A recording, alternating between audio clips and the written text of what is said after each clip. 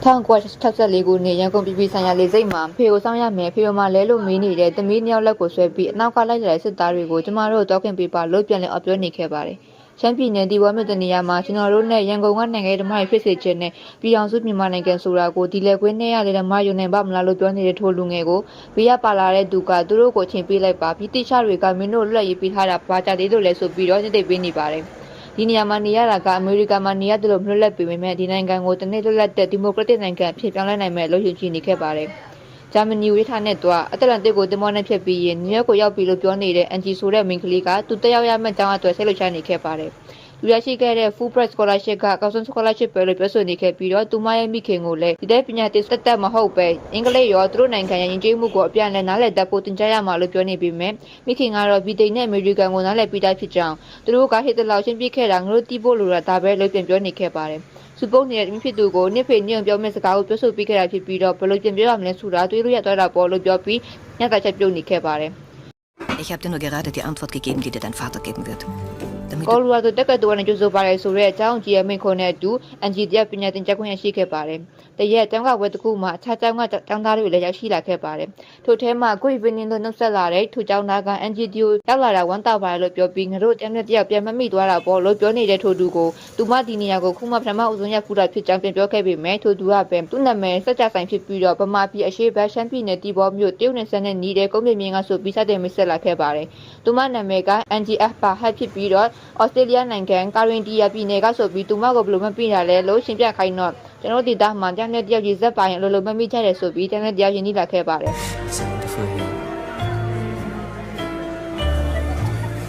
တန်းတယောက်ကဘာလို့ဒီလိုကမျိုးပိုင်ဆိုင်ရတာလဲလို့မေးတော့ဒုက္ခရွှေ့တာလဲလို့ဖြစ်ကြတယ်သူမှကောင်းတာဆိုလို့ဒါပဲရှိရဆိုပြီးပေါ့ပါပဲပြန်ဖြေခဲ့ပါတယ်ဘာလို့အများကြီးမှဘာလို့မိုင်းတူးတဲ့ဘာလာကိုယူရတာလဲမေးတော့ကျွန်တော်တိုင်းပြည်မှာရဲနာတွေအများကြီးရှိပြီးတော့အများစုကမီတီထဲမှာရှိနေတော့ပဲလို့ပြန်ပြောခဲ့ပါတယ်ကျောင်းပြီးရင်ချမ်းပြည်ကိုပြန်มาဖြစ်ပြီးတော့အခြားလာတရားတွေအများကြီးရှိတယ်ဥပမာနံပါတ်2မြည့်ရဲ့တိတ်ဆိတ်ရှင်အလားနဲ့မြစ်ဘေးကနေကြဖန်တွေကရန်ကုန်လာဖကြုံကိုပြပြလိုက်ခဲ့ပါတယ်မြောက်သားအချိန်တွေတော်တော်များများကိုကုံဆုံးခဲ့ပြီးတော့နှွေးထွေးလုံကြုံမှုနဲ့ဘဝကိုပျော်ရွှင်မဲ့ဖြစ်တတ်နေခဲ့ပါတယ် In a year, I will finish my studies here. Then,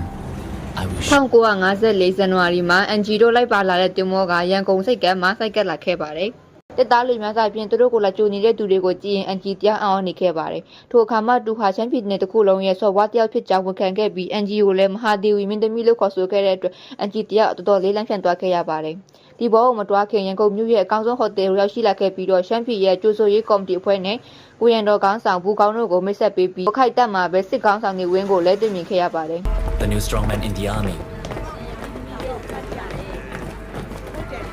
နောက်တနေ့လုံကြီးဝတ်ပေးနေတဲ့သူကိုသူမတန်ထွက်တာမှန်လားလို့မင်းနေပြီးမဲ့တစ်ဖက်ကဘာမှပြောပဲဖက်ဆက်ရွနေတဲ့အတွက်နားမလည်နိုင်ဖြစ်ခဲ့ရပါတယ်။ချမ်းပြည်သွားမဲ့သူကိုဆူတောင်းပေးနေတာလို့ပြောလာတဲ့ထိုမင်္ဂလိကဘေးနာကတိုက်မှာနေသူဖြစ်ကြောင်းနဲ့သူမနာမည်ကအက်ဆန်အန်ဒါဆန်နဲ့ဒိမတ်တန်ယုံမှာအလုပ်နေရဖြစ်ပြီးတော့ဗမာပြည်ရောက်နေတာကြာနေပြီဖြစ်ကြောင်းကိုလည်းပြပြနေခဲ့ပါတယ်။ထို့နောက်အက်ဆန်နဲ့သူစကားပြောနေတဲ့အချိန်ရင်သွင်းချလာချပေးတဲ့သူတွေကသူထခါစားနေတဲ့အတွက်အလိုမလို့ပေါ်ပြောနေပေမဲ့သူကပဲသူတို့ကမဟာဒီဝီကိုယူတီရမယ်ဖြစ်ကြောင်းနဲ့ဒါကသူတို့ရဲ့ယူရပါလို့ပြန်ပြောနေတဲ့အတွက်အန်ဂျီကရှာနီလန်နဲ့အယိုတေးပေးလို့ရတယ်ဆိုပြီးနေရလုံးကိုကိုယ်တိုင်ဆွဲထုတ်ပြီးထခိုင်ခဲ့ရပါတယ်။ရန်ကုန်စစ်ဆန္ဒမှာတော့လက်အောက်ငယ်သားတယောက်ကခဏနေဝင်ကြီးချုပ်ရောက်လာတော့မယ်လို့ပြောနေပေမဲ့စိတ်ဝင်စားပဲဒေသမှာပါတဲ့မင်္ဂလာပွဲအကြောင်းကိုမင်းနေခဲ့ပါတယ်။တစ်ဆက်တည်းမှာပဲနံပါတ်2မိုင်းတွင်းကနေငွေနဲ့ခဲထွက်ရှိမှုကကဘာပေါ်မှာထွက်ရှိမှုအများဆုံးပဲလို့ပြောပြီးထိုမြေကတည်ရန်စာတကျွဲဝါထုံတင်မဟုတ်ပဲနဲ့မဟာဗျူဟာရအရေးပါတဲ့နေရာလို့လည်းပြောနေခဲ့ပါတယ်။တခြားချမ်းမင်းသားတွေအပေါ်လက်မမှုရှိတဲ့စက်ကြဆိုင်ကိုလည်းအနီးကပ်ဆောင်ကြည့်ဖို့မှကြားနေခဲ့ပြီးတော့ထိုအချိန်ကဝင်ကြီးချုပ်အဖြစ်တာဝန်ယူနေတဲ့ဦးနုကိုလည်းတသက်လုံးပြတ်ဆက်ရေးစားလာတဲ့ဒူစီကအမိတ်နာခံရမလားဆိုပြီးခနဲ့နေခဲ့ပါတယ်။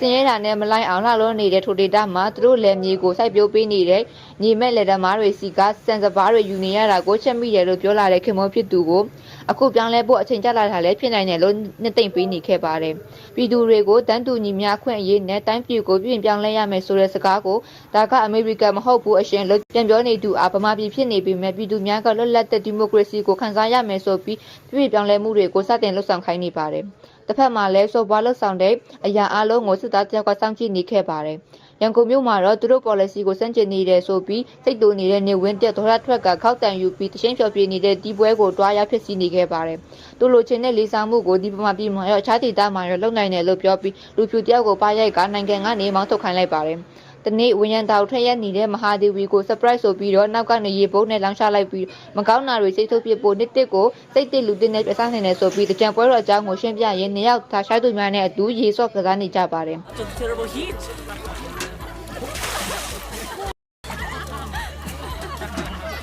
ကျန်စကားနဲ့ဗမာစကားကိုလည်းကျူးစားတည်ယူနေတဲ့မဟာဒေဝီတယောက်ချစ်ရတဲ့ခင်မွန်းတဲ့ဖြစ်သူနဲ့အတူနေရာတစ်မှာတွေ့ရှိနေခဲ့ပါတယ်။တနေ့စီတဲ့ကိုတော့လမ်းပိတ်နေတဲ့ဈေးတဲ့တယောက်ကိုစစ်သားများကကားပေါ်ကဆင်ပြီးတော့ချိန်နဲ့ထိုးကျိတ်ပြီးတနက်နေ့ပြည့်တဲ့တော့တဲ့အတွက်ထိတ်လန့်နေခဲ့ရပါတယ်။စစ်ပွဲအချိန်လျှော့မယ်လို့ပြောနေတဲ့နေဝင်းကရှမ်းတဘုံကိုတိုက်ခိုက်ဖို့အတွက်ဆိုတဲ့တောင်းပြချက်နဲ့ဒီဘောစစ်တပ်များကိုတရားဝင်လွတ်လိုက်ပြီးတော့ရွာတွေကိုမိရှို့လူတွေကိုနှိပ်စက်ကအမျိုးသမီးတွေကိုမရင်းချင်းနဲ့စစ်သားတွေကိုအခြေစိုက်ဖို့ထောက်ခံခိုင်းနေတဲ့အတွက်ဒီဘောဆော့ဝါစက်ကြတဲ့တယောက်တော်ရထွက်နေခဲ့ပါတယ်။ဒီမိုကရေစီဆိုတာပြည်သူတွေကအောက်ရွှေ့မှာဖြစ်ပြီးတော့မြေရှင်ပရိသတ်တွေနဲ့ဗိုလ်ချုပ်တွေကအောက်ရွှေ့မှာမဟုတ်ဘူးလို့စိတ်ပြက်စွာပြောဆိုပြီးထွက်သွားခဲ့ပါတယ်။စိတ်ငြိမ်စည်းတွေလွန်ကျွံတောက်နေရတဲ့ခင်မွန်းဖြစ်သူကိုကြုံတွေ့နေရတဲ့အခက်အခဲပြဿနာတွေကိုသူ့ကိုပြောပြလို့ရနိုင်ကြောင်းနဲ့ပြဿနာတွေကနေတော့မှမဟုတ်ပေမဲ့အတူတူဝေမျှရင်တော့အနေငယ်ပေါ့သွားနိုင်ကြောင်းနဲ့ဗမာပြည်ကိုနေဝဲနဲ့သူ့လူတွေလက်ထပ်ထားခဲ့ပြီးငင်းချမ်းမှုကိုအခြားနေရာမှာခြာတွေ့နိုင်ပေမဲ့ထိုနေရာမှာတော့ရှမ်းမင်းသားတယောက်မဖြစ်နိုင်ပေမဲ့ရှမ်းတော့ဖြစ်နေအောင်မှာပဲလို့ပြောပြီးဒီနိုင်ငံနဲ့ဒီပြည်သူကိုရှစ်တဲ့သူအနေနဲ့ဒီနေရာကငင်းချမ်းမှုပဲဆိုပြီးအပိနှိမ့်သိမ့်နေခဲ့ပါတယ်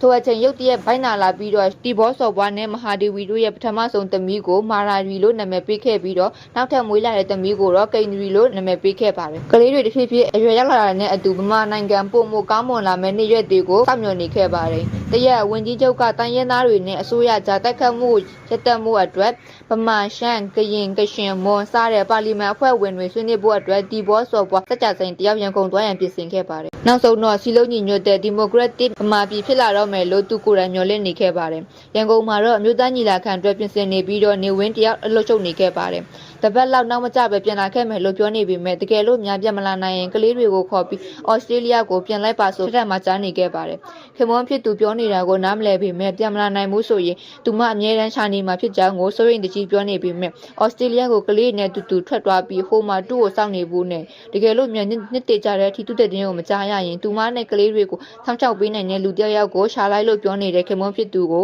သူမသဘောမတူနိုင်ဘူးလို့ပြောပြီးသူမကိုလက်အောင်လုပ်နေတာပဲလို့ပြောနေပေမဲ့သူ့ကိုဂရိပေးပါလို့ဖော်ပြောနေတဲ့ခင်မွန်းဖြစ်သူကိုဂရိပေးခဲ့လိုက်ရပါတယ်။ထိုနေ့ကသူမတို့နှစ်ယောက်လုံးအတွက်နောက်ဆုံးသူတွေ့ဆုံမှုဖြစ်ခဲ့ရပါတယ်။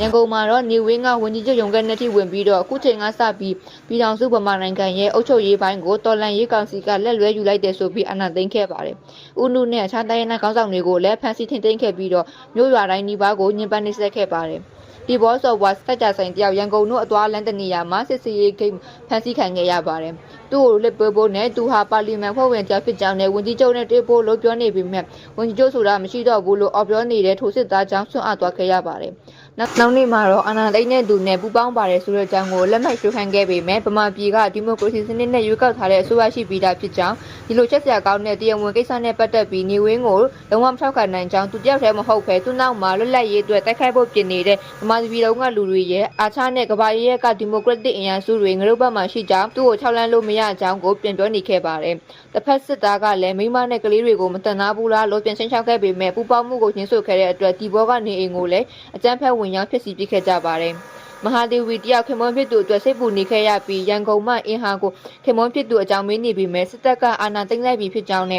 ရန်ကုန်ကသူတို့နေအိမ်ကိုလည်းစစ်သားတွေအများကြီးဝိုင်းထားတယ်ဆိုတာကိုပဲသိလိုက်ရပါတယ်။ဖုံပြောလို့မပြီးသေးခင်မှာပဲစစ်သားတယောက်ကဖုန်းနဲ့တင်သွားခဲ့ပါတယ်။ညဘက်ကင်းဆောင်တဲ့စစ်သားတယောက်ကသူ့ဦးလေးကဟိုတုန်းကဆရာတော်မိသားစုစီမှာအလုပ်လုပ်ခဲ့ဘူးကြောင်းနဲ့သူလည်းဒီဘောသားတယောက်ဖြစ်ကြောင်းသူကူညီချင်ပါတယ်လို့ပြောနေတဲ့ထိုစစ်သားကိုသူ့ကိုလွတ်ပေးဖို့ပြောပေမဲ့အဲ့ဒါတော့သူမကူညီနိုင်ကြောင်းနဲ့တယောက်ကိုသတင်းပါပေးနိုင်ကြောင်းပြောပြီးစာရွက်နဲ့ဘောပင်ချပေးခဲ့တဲ့အတွက်ဒီဘောကသူ့မျိုးသမီးစီပို့ပေးပါဆိုပြီးစာရေးပေးခဲ့ပါတယ်။ဒင်းစာထဲမှာတော့တီဘောဆော့ဘွားစက်ကြဆိုင်ကဖက်စီခိုင်ရတဲ့အထဲမပါဘူးလို့ရေးသားထားပြီးတော့သူဘယ်ရောက်နေလဲဆိုတာဘယ်သူမှမသိနိုင်ကြောင်းရေးသားထားပါတယ်။ဖေရော်မှာလည်းအဖေကိုမတွေ့ရတာနည်းနည်းကြာနေပြီဆိုတဲ့သမီးနှစ်ယောက်မင်းနေတာကိုမဖြေနိုင်ပဲရက်ကြည့်နေခဲ့တဲ့မဟာဒေဝီတယောက်ဝမ်းနဲ့ပူဆွေးနေခဲ့ရပါတယ်။တကူအလုံးနှိမ့်ဆက်ခံရတဲ့တီဘောဆော့ဘွားစက်ကြဆိုင်ကိုစိတ်ပြောင်းသွားပြီလားလို့လာမင်းနေပေမဲ့မင်းတို့အတုံးချတာလုံးဝမခံနိုင်ကြောင်းနဲ့ပြန်ပြောခဲ့ပြီးတနေရာကိုဆွဲခေါ်ခံသွားရပါတယ်။ နောက်တစ်နေ့မဟာဒေဝီစီစစ်သားတယောက်ကသူမခင်မွန်ရေးသားထားတဲ့စာကိုလာပေးခဲ့ပါတယ်။စာထဲမှာတော့အင်ဂျီဒီစာကိုခိုးရဲပြီးပို့လိုက်တာဖြစ်ကြောင်းနဲ့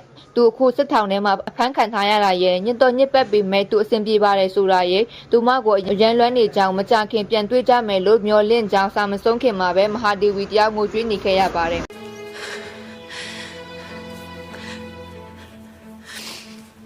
နောက်နေ့သူ့ပေါ်ကောင်းပေးခဲ့ကြတဲ့ဒီဘောကအမျိုးတွေနဲ့အစီခံတွေကိုနှုတ်ဆက်ပြီးရန်ကုန်ကိုခက်ခဲသွားခဲ့ရပါတယ်။ရန်ကုန်အိမ်မှာလဲစောင့်ကြည့်ခံနေရပြီးသတင်းစာတိုင်းမှာလဲသူမဟာဗမာတွေကိုအနောက်တိုင်းတိမ်တွင်းချင်နေတဲ့အမေရိကန်စပိုင်ဖြစ်ကြောင်းကိုဝါဒပြန်ရေးသားနေကြပါတယ်။နှစ်ကြော်ခဲ့ပေမဲ့ခင်မွန်းဖြစ်သူရဲ့သတင်းကိုဘာမှမကြားရဘဲနေ့စဉ်ဝမ်းနဲ့ကြေကွဲနေရပါတယ်။မဟာဒေဝီကသူမခင်မွန်းဖြစ်သူအတွက်အသနာခံစာတွေကိုအသုံးဝယ်မလားမသိပေမဲ့ UN နဲ့အခြားနိုင်ငံခြားဝန်ကြီးဌာနတွေကိုစာရိုက်ကတစင်းပေးပို့နေပေမဲ့အကြောင်းမထူးခဲ့ပါဘူး။အချိန်တွင်ကြလာတာနဲ့အမျှသမီး2ယောက်အတွက်ပါစိုးရင်လာတဲ့အတွက် ESA ရဲ့အကူအညီနဲ့သူမရဲ့ passport ထဲကိုကလေး2ယောက်ပါထည့်ပေးခိုင်းပြီးနိုင်ငံငေါ့ထပ်ဖို့ပြင်ဆင်နေခဲ့ပါတယ်။ရန်ကုန်လေဆိပ်မှာစစ်ဆေးမှုတွေကတင်းကျပ်လွန်းနေခဲ့ပါတယ်။နိုင်ငံကထွက်သွားမဲ့သူတွေကိုဥပစာထုတ်သူရအစာတခြားသိနေတာပဲဖြစ်ပါတယ်။အကြောင်းကတော့နိုင်ငံရဲ့ဖိုးတန်ရတနာတွေကိုတိုင်းတစ်ပါးကိုပေါက်တော့မှစိုးရင်တဲ့အတွက်ဖြစ်ပါတယ်။အန်ဂျီရိုဘီနာကမြို့တိမတယောက်ကိုစစ်ဆေးနေချိန်ရတနာလို့အော်ပြောနေခဲ့ပြီးတော့စစ်သားတယောက်ကညင်သာပဲဆက်ပြလိုက်တဲ့အတွက်အန်ဂျီရိုတော်တော်ထိလန့်သွားခဲ့ရပါတယ်